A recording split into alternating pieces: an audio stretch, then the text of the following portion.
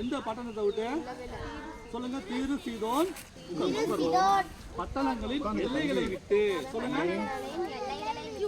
எல்லைகளை விட்டு அவர் புறப்பட்டு இன்னொரு இடத்துக்கு போறாரு. சொல்லுங்க, தெக்கப்பொலி. சொல்லுங்க, அந்த நாட்டோட தெக்கப்பொலி நாட்டோட எல்லைகளின் வழியாக எந்த இடத்துக்கு போறாருன்னா சொல்லுங்க, கலிலேயா கடல் வரைக்கும் போறாரு. சொல்லுங்க,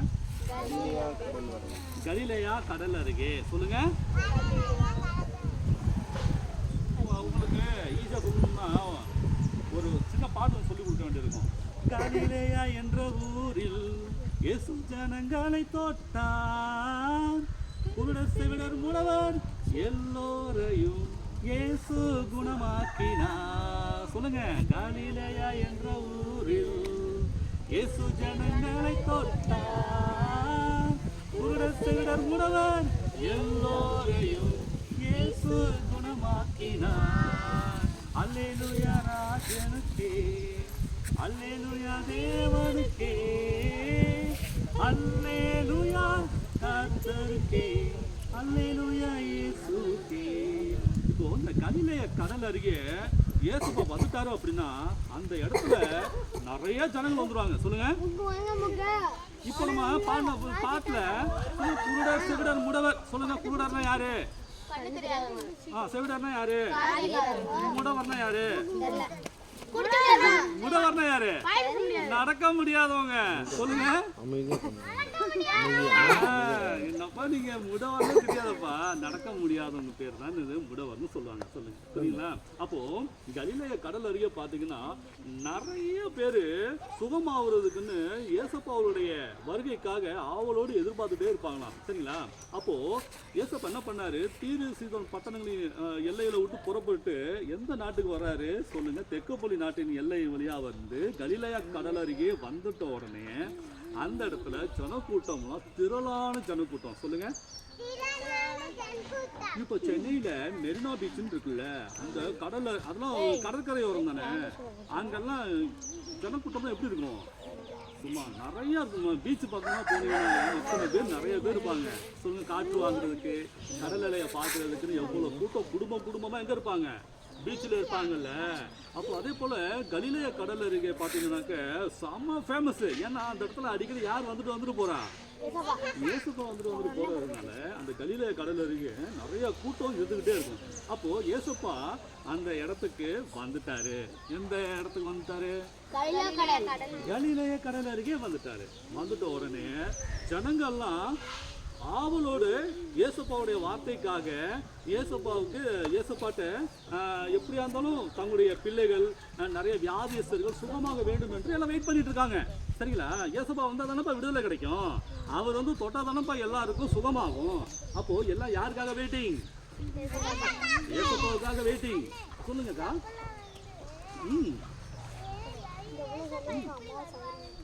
எல்லாம் நடந்தா வரும் ஏசப்பா. சரிங்களா? அப்போ ஏசப்பா எந்த இடத்துக்கு வந்துட்டாரு? ஏசப்பா எந்த இடத்துக்கு வந்துட்டாரு? சொல்லுங்க, கலிலேயா கடல். கலிலேயா கடற்கரை. அந்த இடத்துக்கு ஏசப்பா வந்துட்டாரு. அப்ப பாத்தீங்கன்னா ஜனக்கூட்டத்தின் நடுவே ஏசப்பா பேச ஆரம்பிச்சாரு. சரி, பேசி முடிச்ச பிற்பாடு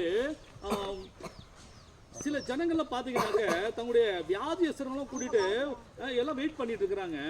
அப்போ அந்த ஒரே ஒரு அந்த பொன்னை வாயினுடைய செவிடன். சொல்லுங்க, பொன்னை வாய். உண்மைன்னா உங்களுக்கு என்னன்னு தெரியுமாப்பா? இப்ப பாத்தீங்கன்னா அந்த வாயெல்லாம் ஒரு மாதிரி வாதம் வந்து வாய் பேச முடியாம இங்க கவனிங்க. இந்த வாய் வந்து ஒரு மாதிரி திரும்பிக்கிட்டு இருக்கு தெரியுமா? ஜொல்லா ஊத்திட்டு இருக்கு தெரியுமா? அந்த வாய் அப்படிப்பட்ட வியாதியஸ்தர்கள்லாம் பார்த்துருக்கீங்களா? பொன்னே வாயின்னு அதுக்கு பேரு. சரிங்களா? வாயெல்லாம் அப்படி போனிக்கிட்டு ஜொல்லா ஊத்தும், தொடச்சிக்கிட்டே இருப்பாங்க. அது என்ன பண்ணும்? ஊத்திக்கிட்டே தான் இருக்கும். தொடச்சிக்கிட்டே இருப்பாங்க, ஊத்திக்கிட்டே தான் இருக்கும்.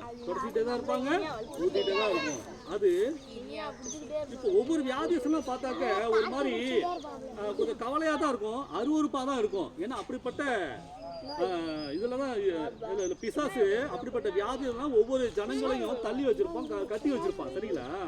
அப்போ இந்த கொன்னை வாயினுடைய செவிடனை யாரு பக்கத்து கொண்டுட்டு வராங்க? அவனுக்கு வாயும் சரியில்லை, அவனால வாயும் பேச முடியாது. அவனுக்கு என்ன ப்ராப்ளம்? செவிடன். அவனுக்கு காதும் கேட்காது, வாயும் பேசாது. சரிங்களா? அப்படிப்பட்ட அந்த ஒரு பையனை ஏசப்பா கிட்ட கொண்டுட்டு வராங்க. எதுக்காக கொண்டு வராங்க? ஏசப்பா இந்த பையன் மேல தலையில கைய வைக்கணும் அப்படின்னு ஒரு ஆசை. ஏன்னா ஏசப்பா எல்லாரும் தலையிலையும் கையை வச்சு ஜெபம் பண்ணி எல்லாருக்கும் தெய்வீக சுகம் கொடுப்பாங்க. அப்போ இந்த பொன்னைவாயுடைய செவிடனுக்கும் ஏசப்பா தலைமையில கையை வைக்கணும் அப்படின்ட்டு உங்க பெற்றோர்களுக்கு ஆசை. யாருக்கு? பெற்றவங்களுக்கு ஆசை. சரிங்களா? ஏன்னா தங்களுடைய பிள்ளை இவ்வளவு மோசமா இருக்கிறத யாருமே விரும்ப மாட்டாங்கல்ல. எப்படியா இருந்தாலும் இந்த பையன் நல்லா ஆகணும் அப்படின்றது தானே எல்லா தகப்பனுடைய ஆசையா இருக்கும். இப்போ நமக்கு உடம்பு சரியில்லைன்னா நம்முடைய அப்பா அம்மாலாம் உடனே என்ன பண்றாங்க? உடனே ஆட்டோ எடுத்தாவது, இல்லை டூ வீலர் எடுத்தாவது, கார் எடுத்தாவது எங்க கூட்டிட்டு போறாங்க? உடம்பு சரியில்லைன்னா ஹாஸ்பிட்டலுக்கு கூட்டிட்டு போயிட்டு ஊசிலாம் போடுறாங்க, மருந்துலாம் வாங்கி கொடுக்குறாங்க, மாத்திரைலாம் சாப்பிட்றோம். எதுக்கு இதெல்லாம் பெற்றோர்கள்லாம் பண்றாங்க? சொல்லுங்க. தம்முடைய பிள்ளைகள் நல்லா இருக்கணும் அப்படின்னு தானே அவங்க ஆசைப்படுவாங்க. எந்த பெற்றோராவது நீ இப்படியே உடம்பு சரியில்லாமையே போ, இப்படியே கஷ்டப்படு அப்படின்னு எந்த அப்பா அம்மாவும் சொல்லுவாங்களா? யாரும் சொல்ல மாட்டாங்க. நம்ம நல்லா போகும் தானே அவங்க ஒவ்வொரு ஸ்டெப் எடுப்பாங்க. அதே போலதான் இந்த பொன்னை வாயினுடைய செவினுடைய பெற்றோர்களும் என்ன பண்ணாங்க? சுகமாகணும் அப்படின்ட்டு ஒரே ஆசை. அதனால யார்கிட்ட வர்றாங்க? ஏசப்பாட்ட வராங்க. ஏசப்பாட்ட வராங்க. ஏசப்பாட்ட வந்தவொடனே அவங்களுக்கு என்ன ஆசை? ஏசப்பா அவருடைய கையால தம்முடைய அம்மா தலைமையில கைய வைக்கணும் அப்படின்னு ஒரு ஆசை. சரிங்களா? அப்போ அப்படி பக்கத்துல வந்த உடனே ஏசப்பா என் பிள்ளை மேல கைய வைங்க அப்படின்னு இவங்க வேண்டிக் கொண்ட பிற்பாடு ஏசப்பா என்ன பண்ணா தெரியுமா? ஆனா கூட்டம், நிறைய கூட்டம். சொல்லுங்க, கூட்டம். எப்படி அந்த மகனை ஏசப்பா கிட்ட கொண்டு வந்துட்டாங்க. அப்ப ஏசப்பா என்ன பண்ணிருப்பாருன்னு நினைக்கிறீங்க? உடனே ஜன கூட்டத்தின் நடுவே என்ன பண்ணாங்க? அவரு அந்த பையனை தனியா கூட்டிட்டு போயிட்டாரு. சொல்லுங்க. ஒரே கச்ச கச்ச கச்ச கச்ச கச்ச ஒரே கூட்டம். சரிங்களா? எல்லாம் நெருங்கிட்டு இருக்கிறாங்க. எல்லாம் உட்காந்துட்டு ஏசப்போடைய வார்த்தை கேட்டுட்டு இருக்காங்க. இந்த பையனை அந்த இடத்துல நிக்க வைக்க முடியல, உட்கார வைக்க முடியல. ஆனா அவனுக்கு என்ன ஆயிடுச்சு? ஜொல்லு ஊத்திட்டே இருக்கு. எல்லா ஜனங்களும் என்ன பண்ணிட்டாங்க? ஒரு மாதிரி அருவருப்பட ஆரம்பிச்சிட்டாங்க. உடனே ஏசப்பா என்ன பண்ணாரு? இந்த பையனை கூட்டிட்டு எங்க போயிட்டாரு? சொல்லுங்க. தனியா இருக்குது. தனியே போயிட்டு ஏசப்பா என்ன பண்றாரு தெரியுமா? அவன் மேல என்ன பண்ணிருப்பான்னு நினைக்கிறீங்க? ஏசப்பா அவனுடைய காது மேல 2 கையை வச்சுட்டாரு. சொல்லுங்க. அவனுக்கு என்ன ப்ராப்ளம்? காது கேட்காதுல்ல. அப்போ அவனுடைய 2 கைகளையும் ஏசப்பா அவனுடைய காதுல வச்சாச்சு. வச்சுட்ட உடனே அவரு உமிழ்ந்தார். சொல்லுங்க. உமிழ்ந்தார்னா என்னது? அப்படின்னு துப்புவாங்கல்ல, அந்த மாதிரி அவன் காதுல போய் உமிழ்ந்து அதன் பிறகு ஏசப்பா அவனுடைய வாயை தொட்டார். சொல்லுங்க. அவனுடைய காதுல ஏசப்பா 2 கையை வச்சுட்டு உமிழ்ந்து அப்புறம் அவனுடைய நாவை வாயை தொட்டாரு. தொட்டுட்டு அவர் என்ன பண்ணார் தெரியுமா? சொல்லுங்க. வானத்தை அண்ணார்ந்து பார்த்தா. சொல்லுங்க. அப்புறம் பெருமூச்சு விட்டா. சொல்லுங்க. எப்படி விடுவீங்க பெருமூச்சு? சொல்லுங்க. சரி, அவன் ஏசப்பா அவனுடைய நாவை தொட்டுட்டு எதுக்கு ஏசப்பா உமிழ்ணும்?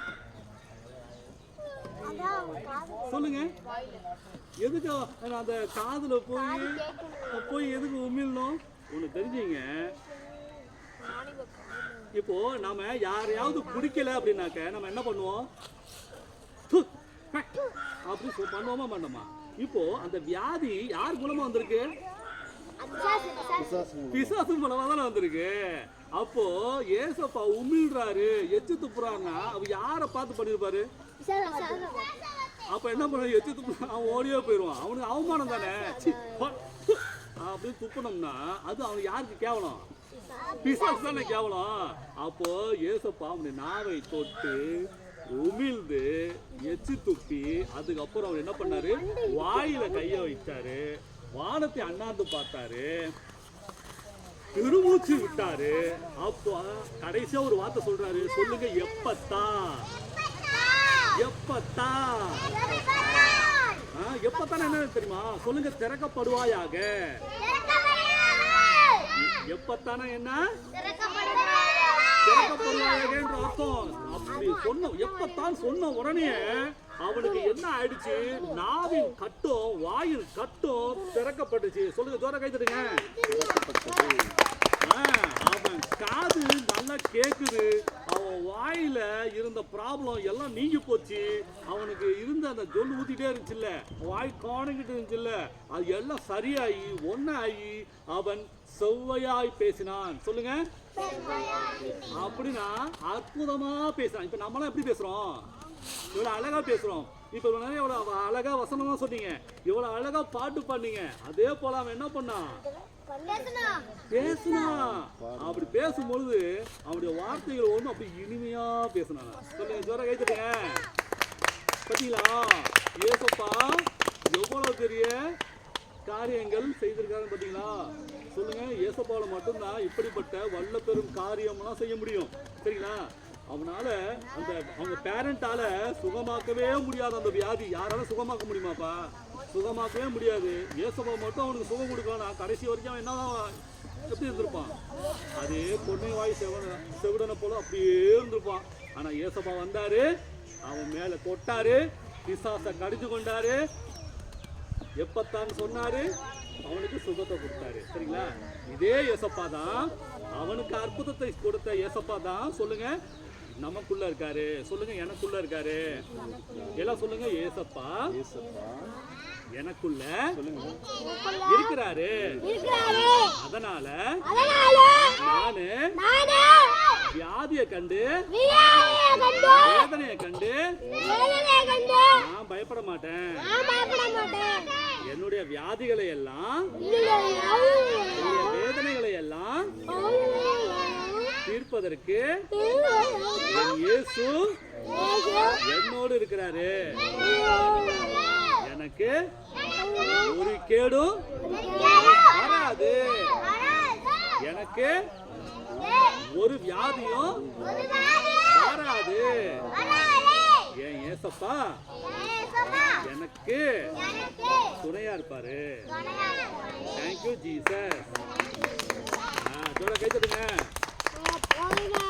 பாருங்க, அந்த பையனுக்கு என்ன இல்ல, காதும் கேட்கல, வாயும் பேசல. ஆனா ஏசுப்பா நமக்குலாம் சொல்லுங்க சூப்பரான காது கொடுக்கல. சொல்லுங்க. நம்ம எவ்வளவு வாய் அழகா இருக்கா இல்லையா? இப்ப நம்ம எப்படி பேசிட்டு இருக்கோம்? அழகா பேசுறோமா? எந்த ப்ராப்ளமும் இருக்காப்பா வாயில? எவ்வளவு அழகா பேசுறோம். எவ்வளவு நல்ல காதெல்லாம் கேக்குதா? பாட்டம் பேசுறதெல்லாம் கேக்குதா இல்லையா? ஆனா அவனுக்கு இத்தனை வருஷமா அவனுக்கு கேட்கலையோ, எவ்வளவு கஷ்டப்பட்டிருப்பான். ஆனா அவனுக்கு ஏசப்பா என்ன பண்ணாரு? தெய்வீக சுகத்தை கொடுத்தாரு. அப்போ நமக்கு காது கேக்குது, வாய் பேசுது அப்படின்னா சொல்லுங்க ஏசப்பாவுடைய கிருபை. சொல்லுங்க. என் காது நல்லா இருக்கிறது, சொல்லுங்க. நான் நல்லா பேசுறது ஏசப்பாவுடைய கிருபை. இப்ப தெரிஞ்சீங்க, ஏசப்பா நமக்கு கிருபையா எல்லாத்தையும் கொடுத்துருக்கிறாரு. சரீர சுகத்தெல்லாம் கொடுத்துருக்கிறாரு. அதை விட்டுவிட்டு நம்ம தேவையில்லாத கேட்ட வார்த்தை, இந்த சொல்லுங்க, இந்த தேவையில்லாத வார்த்தையெல்லாம் கேட்கக்கூடாது. சொல்லுங்க. கெட்ட வார்த்தைகள்லாம் கேட்கக்கூடாது. சொல்லுங்க. அதை கேட்டு கேட்டு இப்ப யாராவது இப்ப சண்டை போட்டுட்டு இருக்கிறாங்க அப்படின்னாக்கா கெட்ட வார்த்தை சொல்லி திட்டிக்கிட்டே இருப்பாங்க. அந்த வார்த்தையை நீங்க காதுல வாங்கி அதை நீங்க மத்தவங்கள்ட்ட பேசக்கூடாது. சரிங்களா? சொல்லுங்க. இனிமேல்ட்டு நானு ஏசப்பா கொடுத்தத காதுல எந்த கெட்ட வார்த்தையும் கேட்க மாட்டேன். ஏசப்பா கொடுத்தத வாயால கெட்ட வார்த்தை பேசவும் மாட்டேன்.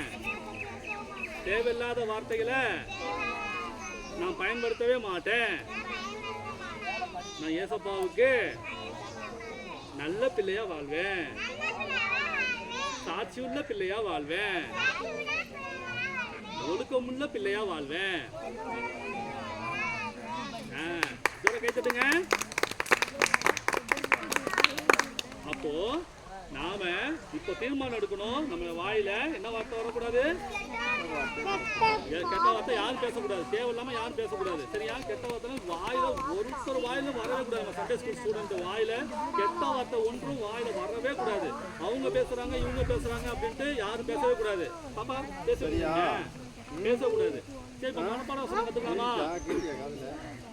சொல்லுங்க. கெட்ட வார்த்தை ஒன்றும் வாயிலிருந்து புறப்பட வேண்டாம். கெட்ட வார்த்தை ஒன்றும் உங்கள் வாயிலிருந்து புறப்பட வேண்டாம். பக்தி விருத்திக்கு உண்டான நல்ல வார்த்தை உண்டானால் அதையே கேட்கிறவர்களுக்கு பிரயோஜனம் உண்டாகும்படி பேசுங்கள். எபேசியர் 4:29.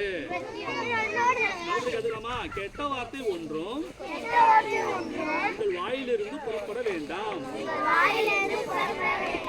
பக்தி விருத்திக்கு ஏதுவான நல்ல வார்த்தை உண்டானால் கேட்கிறவர்களுக்கு பிரயோஜனம் உண்டாகும்படி பேசுங்கள்.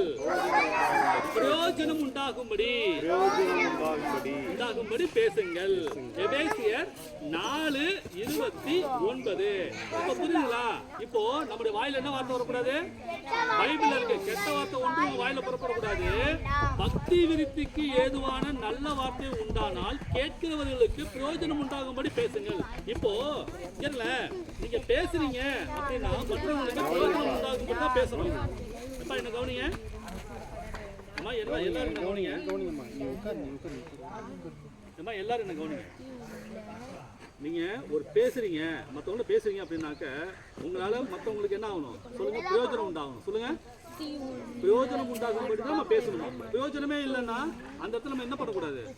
பேசவே கூடாதான். அப்போ பைபிள்ல இருக்கு. அப்போ கேட்கிறவர்களுக்கு பிரயோஜனம் உண்டாகும்படி பேசுங்கள். இப்போ நான் பேசுறது உங்களுக்கு பிரயோஜனமா பிரயோஜனம் இல்லையா?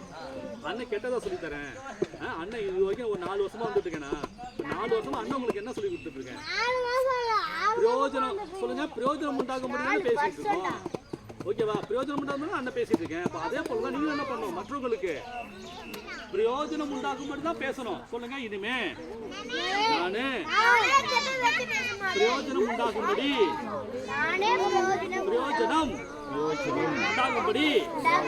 நான் பேசுவேன். ஓகே ஜோர கை தட்டுங்க. எதுல இருக்கு? எபேசியர் 4:29. சரி ஓகே. இந்த வசனத்தை யார் சொல்லுவா?